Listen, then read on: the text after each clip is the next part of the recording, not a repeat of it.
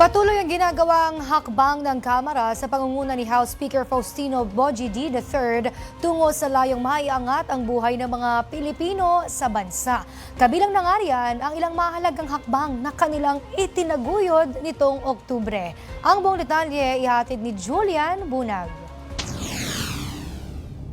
Anim na mahahalagang hakbang na nakasentro sa kapakanan ng mga Pilipino na kanilang naitaguyod nitong nagdaang buwan ang ibinahagi ni House Speaker Boji D. October 6 nang ipanawagan ni House Speaker Boji D sa mga economic managers ng gobyerno na muling maibalik sa 35% ang taripa sa inaangkat na bigas sa bansa na layong protektahan pa ang mga magsasaka sa bansa at patuloy na mapalakas ang sektor ng agrikultura sa Pilipinas. Sa kasunod na araw naman, October 7, nanawagan ng lider ng Kamara para sa isang mabilis, mas simple at isang mas inklusibong pinansyal na suporta para sa mga magsasaka sa bansa sa joint hearing ng Committee on Agriculture and Food at Committee on Waste and Means.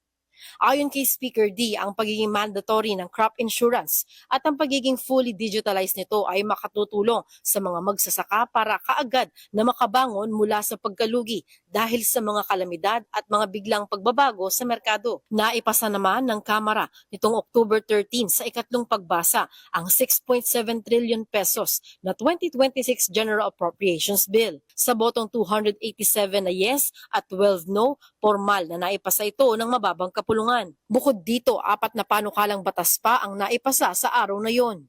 October 17 naman nang ipag-utos ni House Speaker Boji D ang pagbuo sa SALN Committee sa mababang kapulungan at paglalabas ng mga miyembro nito ng kanilang Statement of Assets, Liabilities and Net Worth sa media. October 24 naman nang ipangako ni House Speaker D ang pagsuporta niya sa matagal ng Magna Carta para sa barangay. Sa harap ng higit 2,000 mga opisyales ng barangay, sinabi ng lider ng Kamara na isa ito sa 8 legislative priorities ng kanyang liderato.